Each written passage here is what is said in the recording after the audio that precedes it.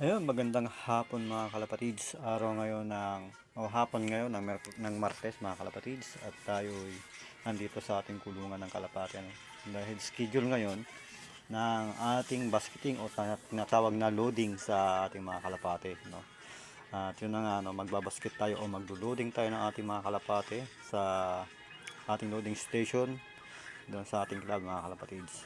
At ito nga mga kalapatids, no, ikakarton natin ito yung tatlong ibon natin dito mga kalapatids. At ito na nga, may karton tayo dito. Ayan, ihanda ko na yan dyan, ipipwesto ko na dahil kukuhain ko na yung mga kalapati natin mga kalapatids. Ayan, dito nga naghanap ako ng pwesto na pagtutungtungan ng ating cellphone. At yan na nga, nakapwesto na sila. At kukunin ko na ang ibon natin para maikarton ko na mga kalapatids. Ayan, kinukuha ko na nga yung ibon dito. At ang una ko nga pong kinuha ay ang blue bar. Ayan, itong blue bar natin, ano to, hindi po siya naka-club ring, ano. Bali, ring lang siya, commercial ring. Kaya mapupunta sa ano to, o all bird category mga kalapatids. Pero, kasing edad lang yan ng mga kalapati natin na naka-club ring. Ayan. Yan ang una kong nilagay sa karton mga kalapatids. Yung blue bar natin. Ayan. At una kong pangalawa kong kukuhain dito mga kalapatids ay yung isang naka-club ring natin, no, mapupunta sa YB category. Ayan, kasi nga naka-club ring siya. Pero kasing edad niya lang yung blue bar na yun. Ayan, no. Naka-club ring po yan ng pangkuron mga kalapatids. Ang ating training ay sa norte mga kalapatids, sa Karamay Rojas. Ayan.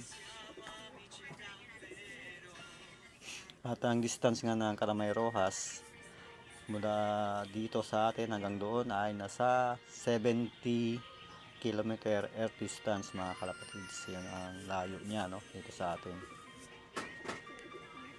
Ayan. At pangatlo natin kukunin yung kauna-unahang ibon natin na nakauwi mga kalapatids, no, na nakauwi mismo sa araw na yon, na kung anong araw siya binitawan, ganun din po siya umuwi, no. Bali nilipad niya yung unang bitaw ay 1 oras at 20 minuto mga kalapatids. Yung lipad niya, no, sa 52 kilometers air distance mga kalapatids. At ngayon na nga, ibabasket natin sila o iluluding natin sa ating loading station na naman para sa pang-apat na training mga kalapatids sa Karamay Rojas. Ayan.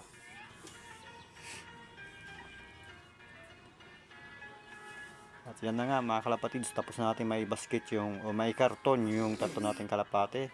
Kaya samahan niyo ako sa aking pagdadala doon sa loading station mga kalapatids. Ayan. At sa isang saglit pa. Ayan. Fast forward tayo mga kalapatids.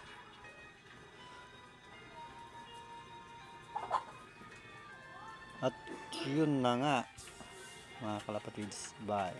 At ito na nga mga kalapatids, ano, andito na tayo sa ating loading station. Napakarami ng ibon na niload dito mga kalapatids sa ating club, no? Yung club nga pala natin mga kalapatids ay Palawan Panzer Club Original, o pinaikli ay PFCO mga kalapatids. Ayun.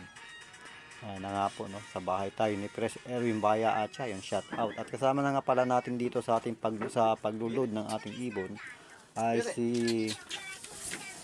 Martinez mga kalapatid, si Larry Martinez mga kalapatid, yung ating kasama. Ayun, good morning mga kalapatids. Welcome back again sa ating video. Ayan, so for today's video mga kalapatids, tayo ay update sa ating mga alagang kalapati, ano. Kagabi nga pala, no, update ko lang kagabi, nag-loading tayo sa ating loading station ng tatlong kalapate mga kalapatids, yung panglaban natin para sa Coron race. At yun nga, no, yun ang niload natin kagabi, tatlo yun sila. At ngayong umaga o kaninang umaga binitawan 6:30 doon sa Karamay Rojas mga kalapatids. At ang layo nga nun mga kalapatids, pagmula dito sa ating area ay 70 kilometer air distance mga kalapatids. At ngayon nga, no, hindi tayo makakapag-abang ng ating mga kalapati kasi ang arrival nun sa tansya ko lang ay nasa 1 oras mahigit. Kasi pangalawang training pa lang natin yan mga kalapatids, no. unang training natin ay sa Mangugan. Nasa 52 kilometer air distance at magtaw na naman ng 20 kilometers, no? Kaya naging 70, nasa 70 kilometers na yun. Sa Karamay Rojas. Ayan. Ang arrival noon ay nasa alas 8 mahigit, no? Bago makauwi ibon natin. At syempre, papasok tayo ng 7:30. Mamayang hapon natin malalaman kung may nakauwi sa ibon natin o wala. Ito nga pala yung ating pag-loading kagabi ito, mga kalapatids. Talo yung ano, yung nagkakatalo pala sa distance at saka sa release point. Yun nga kasi paiba-iba yung release point. Iba-iba release point eh. Hindi naman sabing Kung diretso laging yun. street lang lagi yung release point, eh kung last travel ka, Yun talaga, last driver talaga.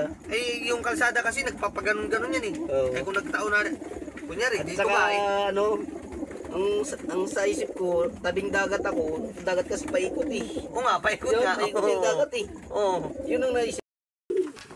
Ito naman yung area kung saan binitawan yung ating mga ibon. At dito rin sila binitaw. Ito, panoorin natin.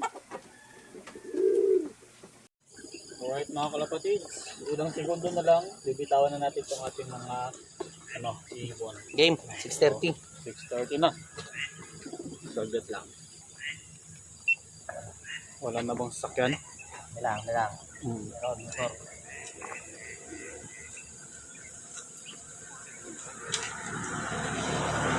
Check mo daw guys.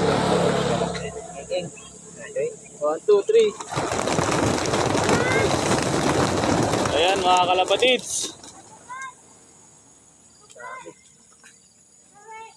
Napakarami. Sabay. So wala na po natira dyan mga kalapatids. Ayan, wala na. Oh, dumiritso agad. Wala na. Ayun na, Ayun sila mga kalapatids. Oh. ganda. Kakalipad ng maayos kasi napakalawak ng area mga kalapatids.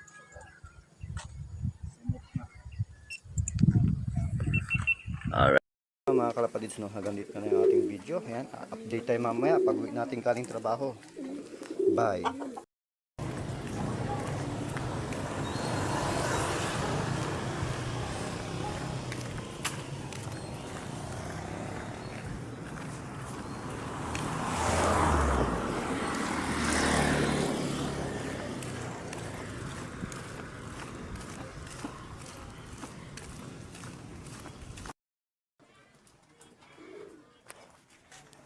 Magandang hapon mga kalapatids. To update tayo sa ating mga kalapate na niload natin kagabi sa ating loading station o isinama natin sa training mga kalapatids, no. Ito ay pang-apat na training na mga kalapatids. Pero ang nasamahan ko yung pangatlo at pang-apat. Yung una at pangalawa hindi tayo nakasama doon.